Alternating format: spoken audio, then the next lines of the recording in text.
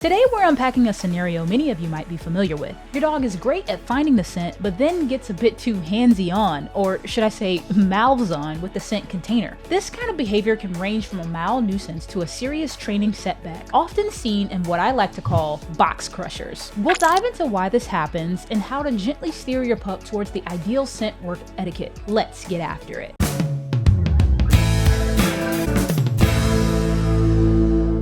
If you're a dog owner or trainer, you've probably experienced that moment when your dog's enthusiasm for scent work turns into a bit of an overzealous mouthy mess. Well, you're not alone. Today, I'm diving into how we can gently guide our dogs to use their incredible noses without those pesky teeth and tongues getting in the way. This is essential for anyone in the scent work field. So first, let's understand why your dog might be turning into a scent item excavator. It could be over arousal, they're just too excited about the search, or it's a learned behavior. Maybe they've accidentally been rewarded for it in the past. And sometimes it's about box burping. Well, what's that? They've figured out that manipulating containers can release a scent puff, giving them a stronger cue. Insight into these behaviors is the first step towards change. Our first strategy is to differentiate the task. If your dog is also doing trick training or activities that involve touching or manipulating objects, it's time to draw a clear line. We want no mixed signals. Scent work is scent work, tricks are tricks. This distinction is key to preventing confusion and ensuring your dog doesn't mix up the behaviors. Next, we control the arousal. If your dog is like a kid in a candy store during scent work, we need to turn down the excitement dial. Just dial it back a bit. Calming exercises, structured routines, and even my personal favorite, some good old-fashioned exercise before training, can make a world of difference. We want to focus on the search without killing the hunt drive. And I can link to a video in the description or in a pinned comment below where I talk more in depth about that. But when they're calmer, they're less likely to get mouthy with the scent containers. Time for a reset. Reset the criteria by going back to the basics. This is about reinforcing the exact behavior we want, which is a passive alert. High-value rewards, precise timing, and clear signals will help your dog understand that finding doesn't mean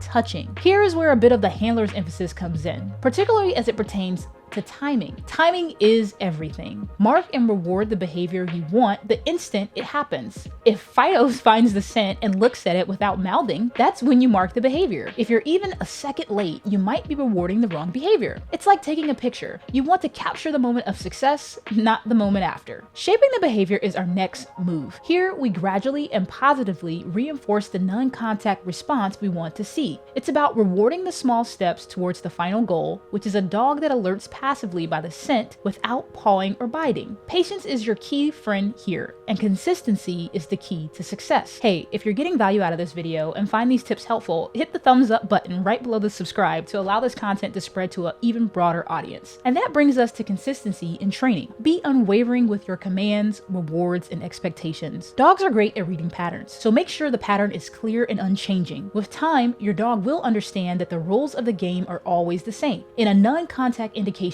what we want is for our dogs to alert us to the scent without their mouths getting involved. It's like saying, "Hey, I found it," without touching. Imagine teaching a child to point at a toy they want rather than grabbing it off the shelf. It's all about communication. When working with my German Shepherd dog, Disney, who loves to paw at those scent boxes, through positive reinforcement and better timing on my point to reinforce the clear indication protocol, we taught Disney to freeze or look at me instead. It took patience, but the transformation was remarkable. You can also leverage controlled exposures by ensuring you're setting up the right environment. Controlled exposures mean we make it difficult or less appealing for the dog to use their mouth, thereby upping the chance for success in training, which is what we want for our dogs, especially in the early stages of learning and proofing a desired behavior. For instance, you can use elevated hides or covered containers that are hard to lick. If you have a case with a dog who licks anything with a scent, try placing the scent in a small hole in a large box where they can no longer get their tongues to it, and watch the licking habit decrease significantly. There can also be a time when the reward placement itself can make or break the training. If you reward right by the scent, you might accidentally encourage licking or biting. And while in most cases I would recommend rewarding at source odor, there are absolutely times when rewarding the dog away from the target may be beneficial. But in using this method, I always mark the scent identification right away, even if the physical reward is delayed. You might want to reward away from the source odor to prevent habituation, or maintain enthusiasm in the search, or even prevent contamination and teach independence or safety is a concern. I can't emphasize enough the importance of understanding, patience, and consistency in modifying any behavior. Every dog is an individual, and while these strategies are effective, they may need to be tailored to fit your dog's unique personality and learning style. Scent work should should be a fun and rewarding experience for both you and your dog. By setting clear expectations, managing the environment, and being precise with your timing and rewards, you can help your dog excel in this discipline. Remember, every dog is unique, so that what works for one may not work for another. Stay patient, stay consistent, and you'll see progress. Until next time, continue to get after it.